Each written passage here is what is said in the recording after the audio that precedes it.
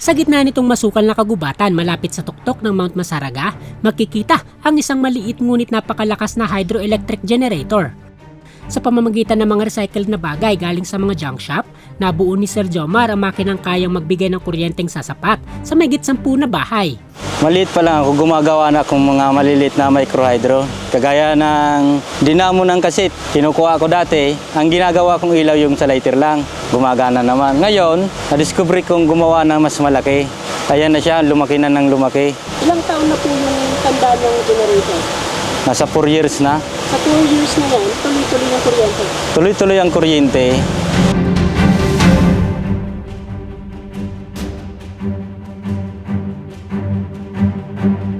So nitong mga nakaraang araw, ipinuntahan po natin yung mga kabundukan na nandun naman sa Mountain Province at tinignan natin doon yung mga kakaibang bagay, mga kakaibang struktura na itinayo dito mismo sa gitna nitong mga kabundukan. Dahil nga galing tayo doon sa kabundukan, pumunta naman tayo dito sa ganun din, bundok. So makailang beses na po tayo nakapunta dito sa Albay at naakyat na rin po natin yung kalahati netong bulkan, pero ngayon lang po natin nalaman na sa tapat lang neto dito sa may Mount Masaraga ay may natatagong kakaibang imbensyon na makakatulong para magkaroon ng libre at unlimited na supply ng kuryente. Andito si Sir Jomar na taga rito lang sa Oras at ipapakita po sa atin niya yung kanyang kakaibang imbensyon na micro hydroelectric power plant. Sir, yung kuryente na nanggagaling doon, saan nyo ginagamit?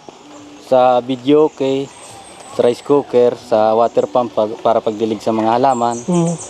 May bahay doon? Oh, may bahay po ako doon.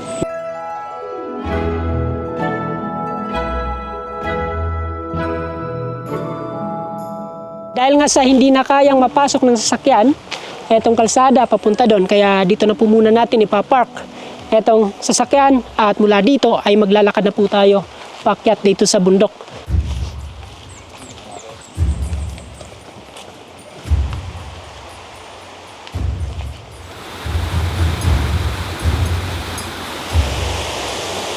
Wow!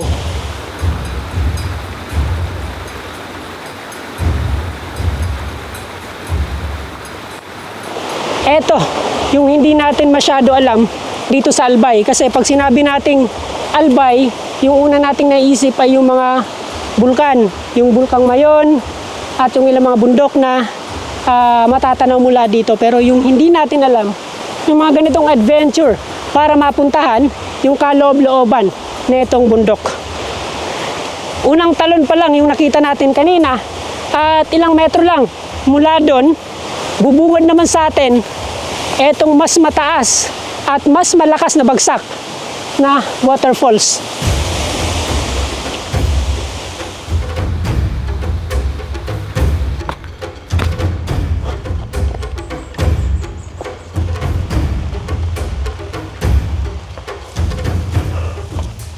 Hindi ko ina-expect na ganito katindi yung akyatin natin. Dito, kailangan daw natin madaanan yung matarik na part na itong bundok ng 3 beses. So, 2 beses na po nating, dalawang matarik na bahagi na po yung nadaanan natin at panghuli na to. Then sa taas, patag na hanggang sa marating yung kanilang kubo.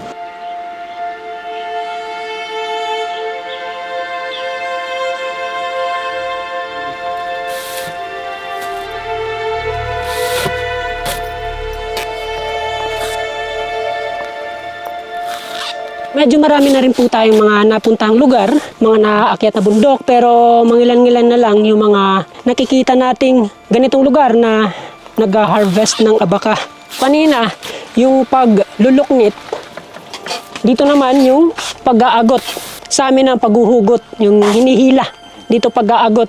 Para maging ganito na lang kalaki, etong abaka.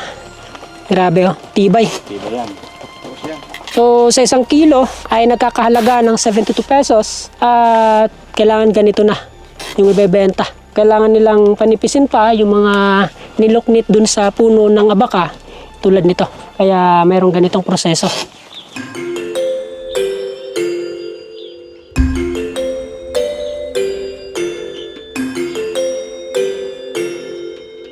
napakaswerte natin at narating natin itong bahaging ito ng Albay na kung saan nandito tayo sa pagitan ng tatlong bundok na nandito sa probinsya.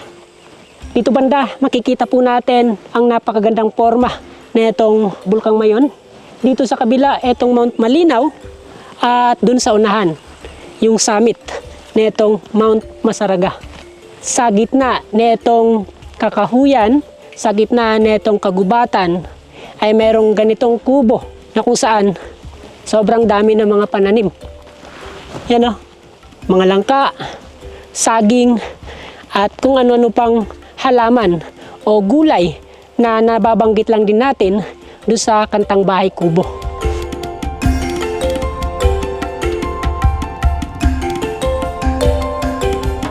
Dito nga pala, napansin natin, etong kakaibang saging.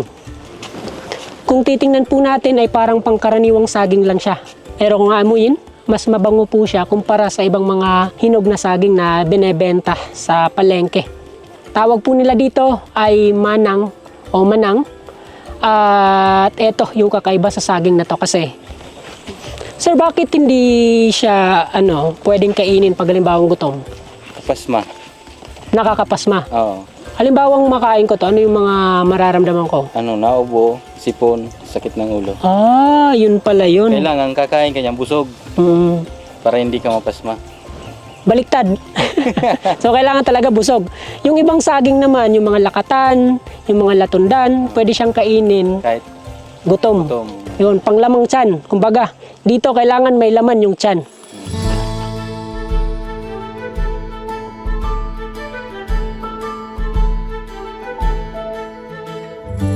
Tingnan nyo naman yung mga tanim nila dito. Dahil nga sa dami ng mga saging, yung ilan, kusang nahihinog na lang dito sa puno. Wala na siyang dahon, tanging etong bunga na lang. So yung mga ganitong saging, eto daw yung pwedeng kainin pag halimbawang gutom. Maliban na lang dun sa manang.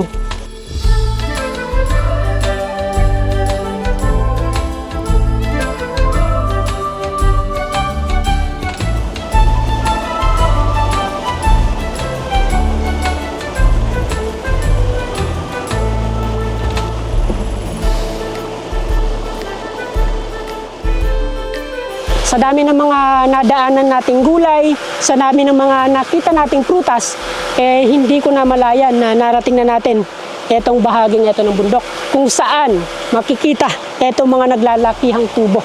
At speaking of tubo, ayan, makikita nyo, dito papunta yung dalawang tubo sa micro hydroelectric power plant na naimbento ni Sir Jomar.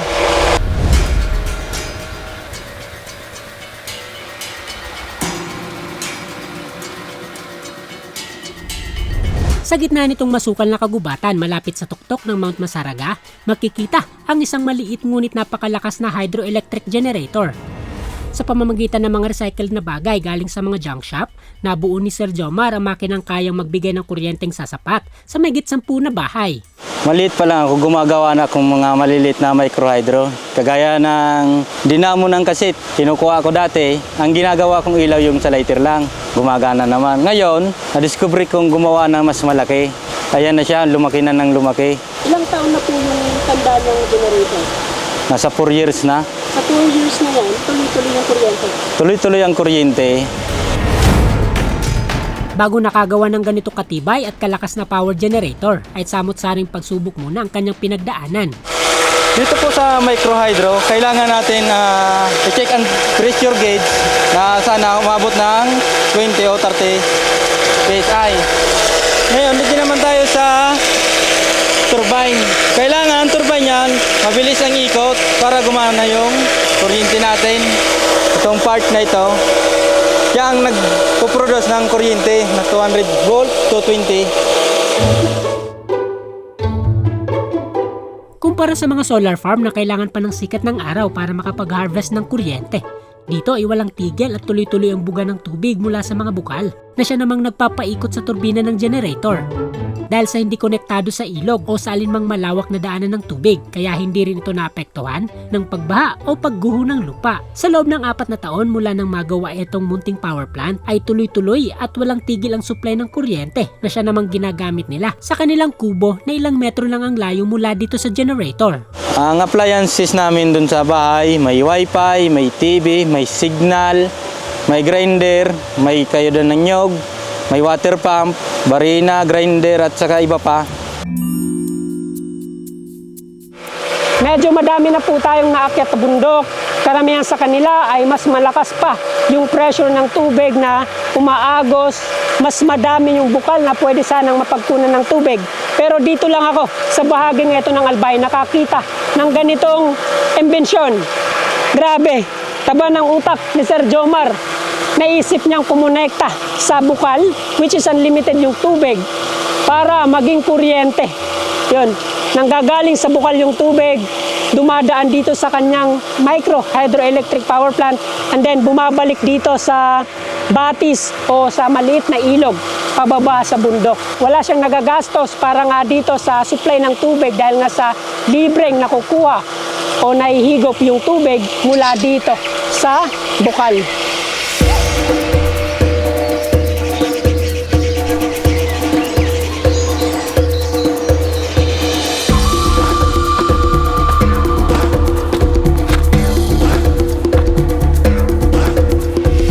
Ilang metro naman yung layo mula doon sa nagpo-produce ng kuryente na naimbento ni Sir. Dito naman tayo sa bumubuga naman ng tubig. Ayan o, ito yung tinatawag niyang ram pump dahil nga sa dito na iipon yung pressure na tumutulak naman sa tubig papunta doon sa bahay na pinanggalingan natin kanina. 2 ram pump po yung nandito, yung isa nandun at yun naman yung tumutulak sa tubig paakyat doon sa bahay ni Sir Jomar. 2 ram pump para sa 2 bahay at unlimited din yung supply ng tubig. Hindi na kailangan ng kuryente, hindi na kailangan ng kung ano pa mang battery dahil nga sa walang ibang mekanismo na nagpapagana dito kundi yung paglalagay ng pressure sa tubig. So kahit daw gaano kalayo o kahit na mas mataas yung lugar kumpara dito sa kinapopwestuhan na itong ram pump, kayang itulak yung tubig papunta doon sa kung saang bahay man yung paglalagyan ng ganitong mga hose.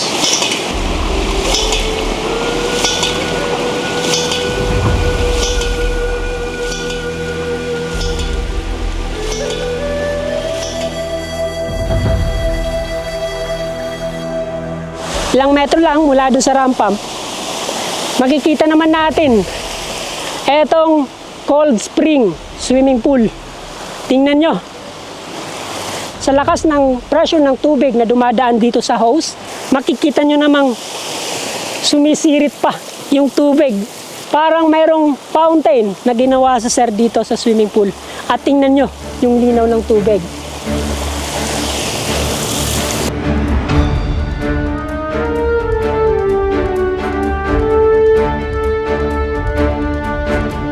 Tingnan nyo naman kung gaano kataas yung akyatin mula doon sa ginawang swimming pool o doon sa pinagpupwestuhan ng ram pump paakyat doon sa bahay nila Sir. Tayo nga na walang gaanong bitbit ay sobrang pagod pagdating dito. Paano pa kaya sila Sir na dati daw nung wala pa siyang naimbentong ram pump, binubuhat niya ng mano-mano yung container ng tubig paakyat doon sa kanilang bahay. Napakalaking tulong hindi lang para sa kanya kundi para sa mga kasama niya sa bahay na naimbento yung ganung ram pump kasi kusa nang umakyat yung tubig papunta doon sa kanilang bahay. Maliban sa ginagamit niya pangligo, pang-inom, nakagawa na rin siya ng fish pond doon mismo sa taas at nakapag-alaga na rin siya ng mga isda doon.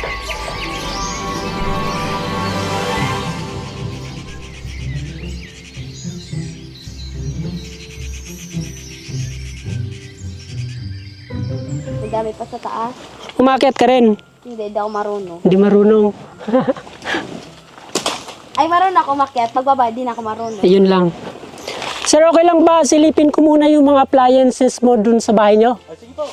Ayan. So habang nangunguha si Sir Jomar ng pili, ay tingnan po muna natin yung mga appliances niya dun sa bahay. Let's go!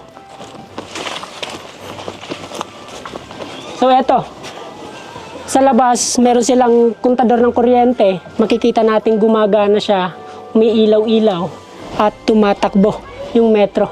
So merong switch ng ilaw.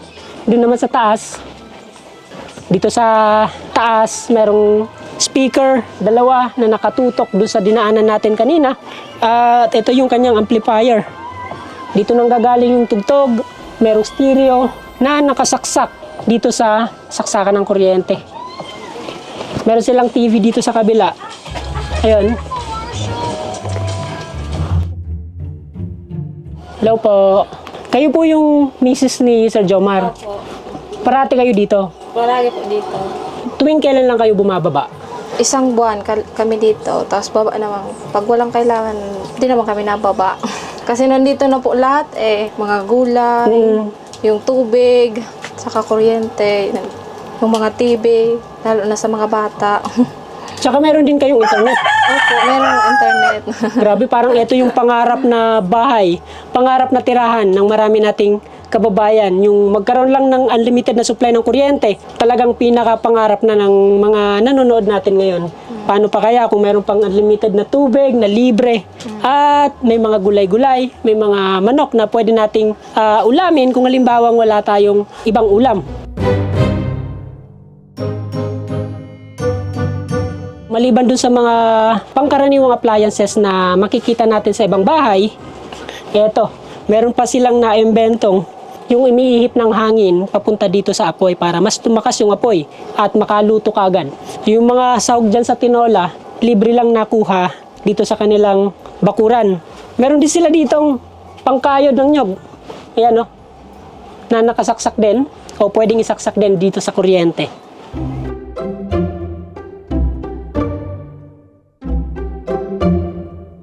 Itong extension, nabili ko lang ito sa junk shop. Yan o. Ito, try natin dito sa...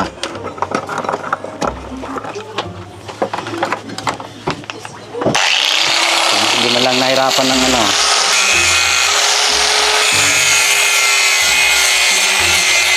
Kahit sabay-sabay pa.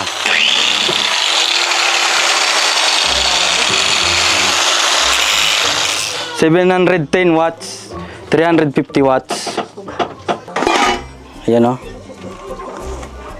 Gumana.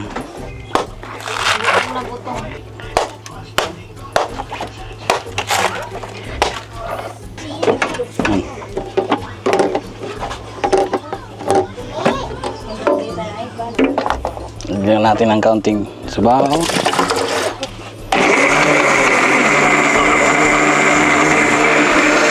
Ayan o, di man lang nahirapan.